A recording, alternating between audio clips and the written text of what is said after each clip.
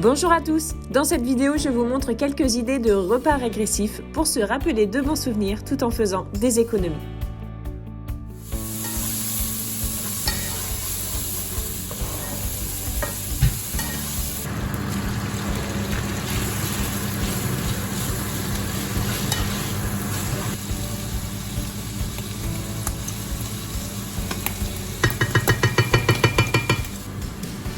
Pâtes, lardons.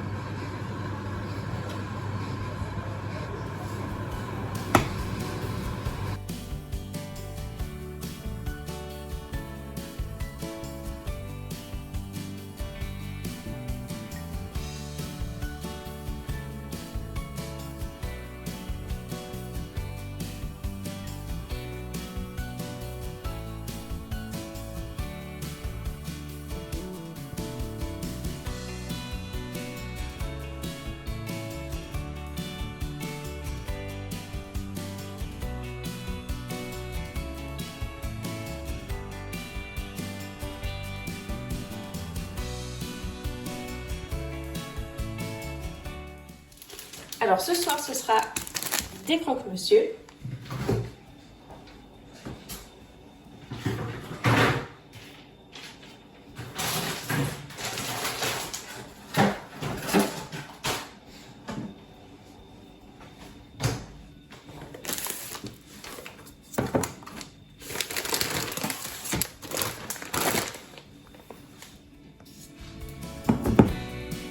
Donc là, c'est vraiment comme on faisait les croque-monsieur quand j'étais petite.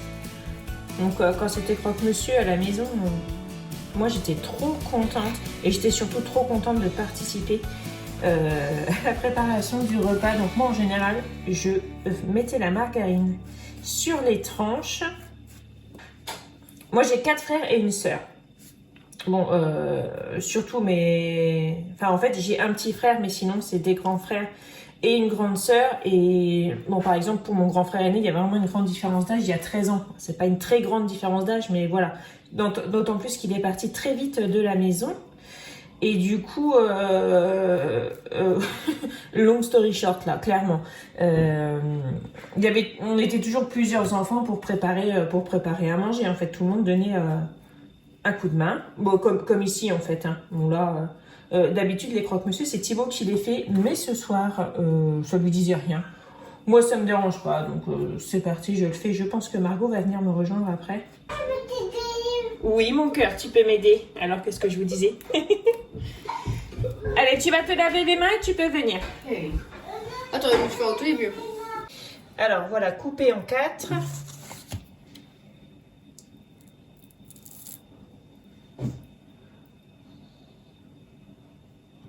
Bah, C'est très bien, c'est très bien. ici c'est mon grand monsieur. D'accord.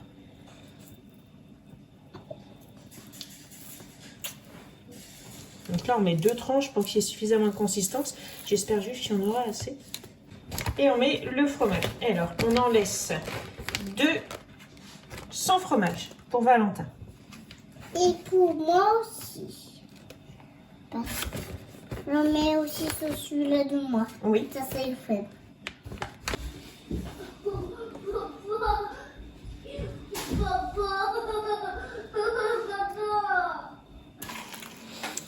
Alors, moi, j'ouvrais mon croque-monsieur pour mettre du ketchup dedans et de la salade. Maman, elle faisait toujours une salade avec.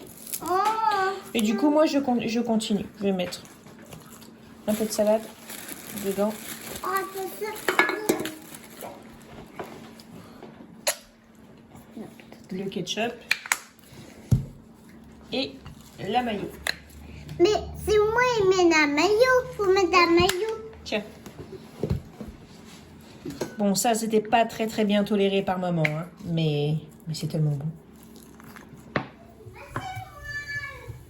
D'accord. Allez, je vais essayer à pas tomber par terre.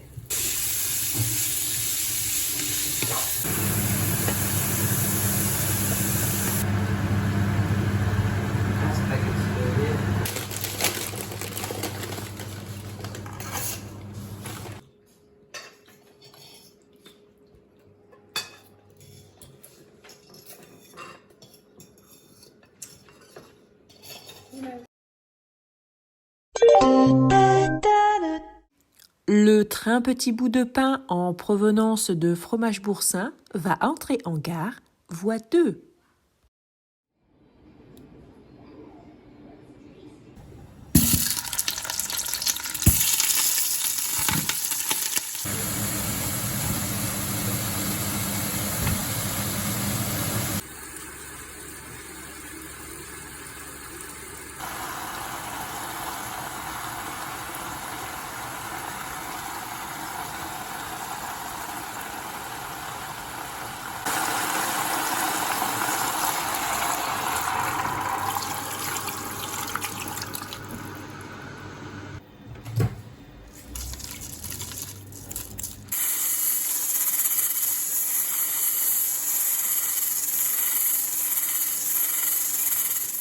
Alors, œufs au plat, petits pois carottes et coquillettes.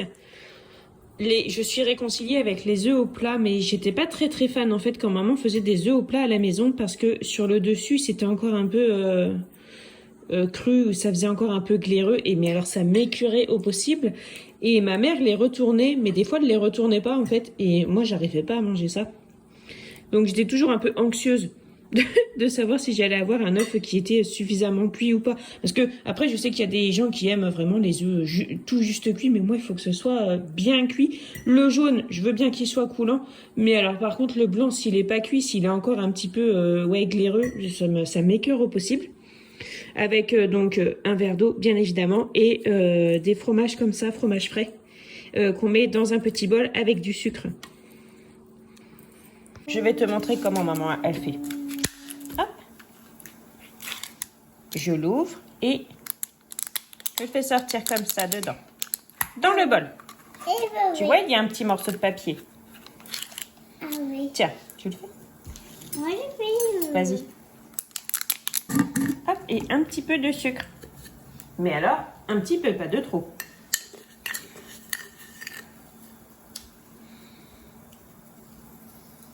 Je mets ici. Oui. Et après, je sors. Ce qu'il faut, c'est manger tout de suite le fromage blanc avant que le sucre soit fondu. Comme ça croque encore et on a l'impression qu'il y a plus de sucre. Quand il y a des fraises au jardin, on peut mettre des fraises dedans. Ah bah oui. Mais là, il n'y a plus de fraises au jardin. Ah bah oui, il faut attendre et il pousse. Oui, il faut attendre que ça pousse. Bah oui, pas que. Faut attendre ça pousse. Oui. Alors là, je vais préparer la soupe à la courgette. Moi, quand j'étais petite, le seul bon souvenir de la soupe que j'ai, c'est la soupe à la courgette. Parce que franchement, toute autre soupe de légumes, je ne supportais pas ça. Enfin, moi, je suis pas une fan de soupe, mais je n'ai jamais été une fan de soupe, en fait. Mais à la courgette, ça passait super bien. Franchement, à la courgette, j'adorais ça. Parce que... Loki, tu me fais mal. Parce qu'on pouvait ajouter de la vache qui rit dedans. Et c'est-à-dire que j'aurais bien mis une boîte de vache qui rit dans ma soupe. Mais voilà, disons que celle à la courgette, bon, j'en aurais pas mangé tous les soirs, mais disons que c'était vraiment la moins pire. Maintenant, j'ai du plaisir à en manger. Maintenant, je mange un peu plus de soupe, mais vraiment pas beaucoup. Et comme j'avais dit dans mon retour de course, faut pas qu'il y ait trop de légumes différents dans la soupe, parce que après, non, j'aime pas. Donc voilà, je vais faire... je vais ajouter de l'eau, un petit peu de sel, un petit peu de poivre. Et une fois que ce sera cuit, je mixerai avec de la crème.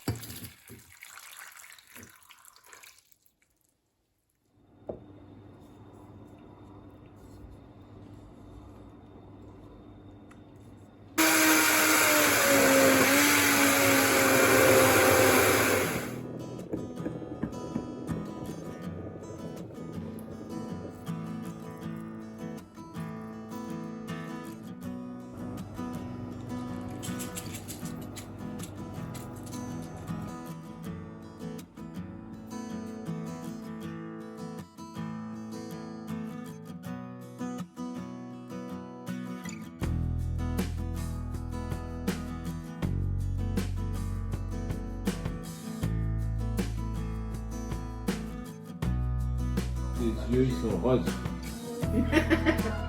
Et oui, c'est vrai, ses yeux. C'est toi, tu as des yeux. Donc pour ce midi, pour moi, puisque je suis toute seule à la maison, je vais prendre une soupe comme ça en entrée. Je vais faire réchauffer ça et je vais prendre un petit peu de carottes râpées et ce sera bien.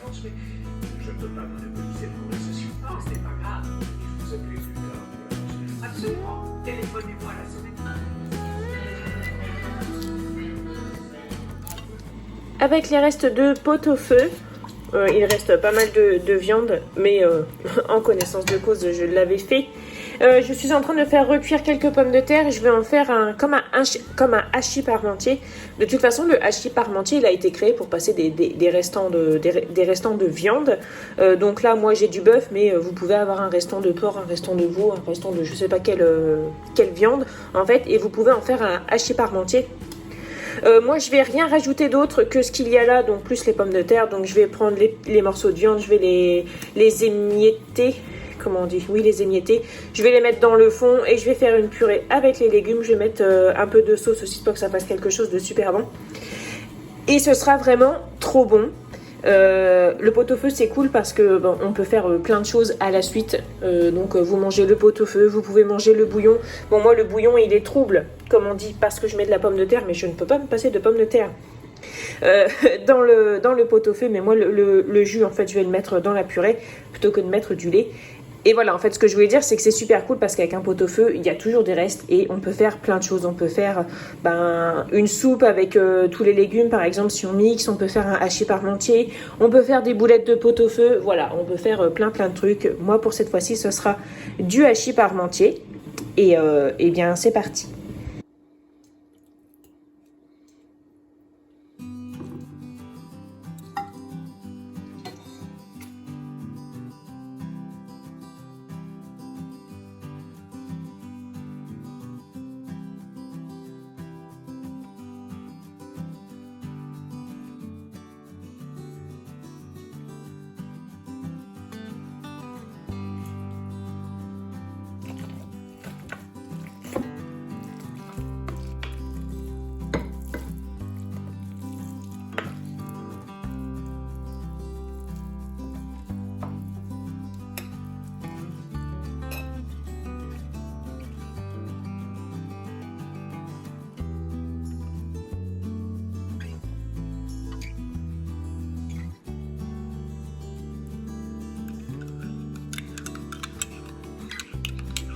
Donc je disais que je n'étais pas très fan du hachis parmentier de ma maman parce qu'elle mettait beaucoup d'ail dedans.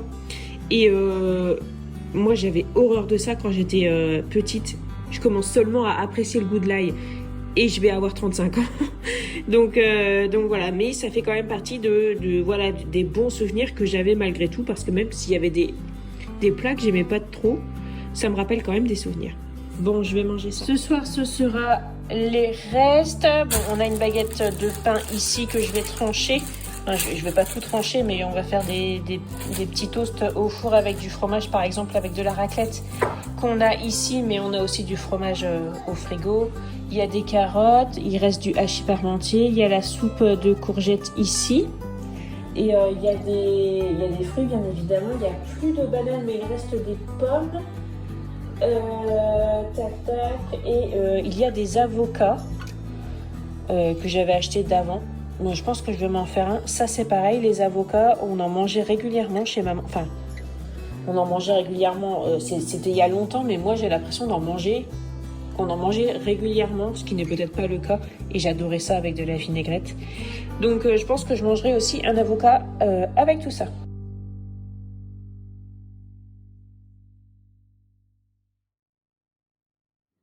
Alors, pour ce matin, ça va être du pain grillé avec du beurre et de la confiture. Ça, c'était vraiment... c'était notre petit déjeuner. Il y avait quelques fois des céréales, mais c'était pas tout le temps. Et puis, je buvais toujours un chocolat chaud. Bon, là, maintenant, je suis passée à la chicorée. Mais voilà. Et aussi, on avait du jus d'orange qu'on pressait nous-mêmes. Voilà.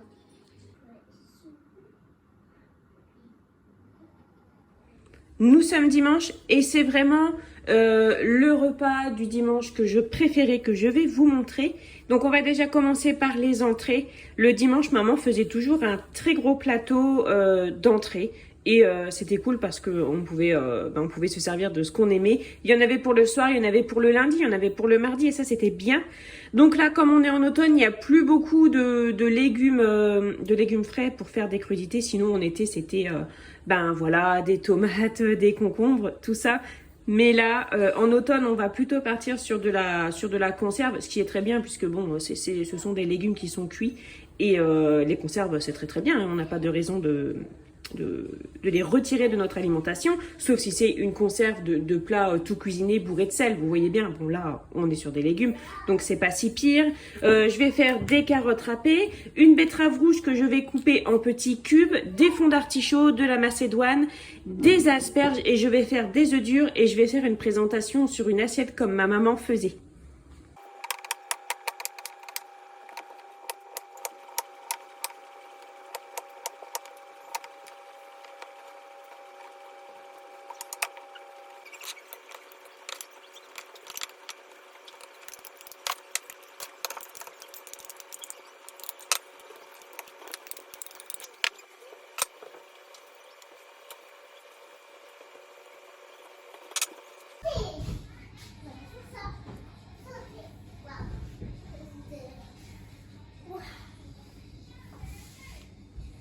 Deux, quatre, six.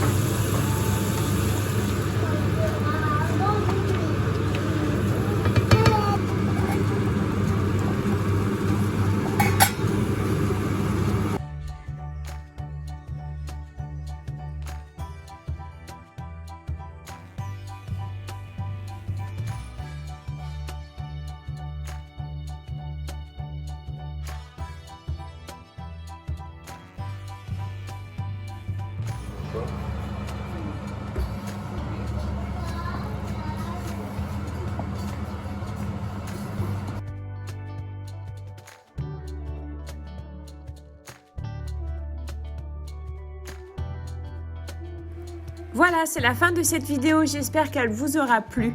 N'hésitez pas comme d'habitude à partager en commentaire vos suggestions et aussi vos idées de repas régressifs pour faire des économies en se rappelant de bons souvenirs. À la prochaine!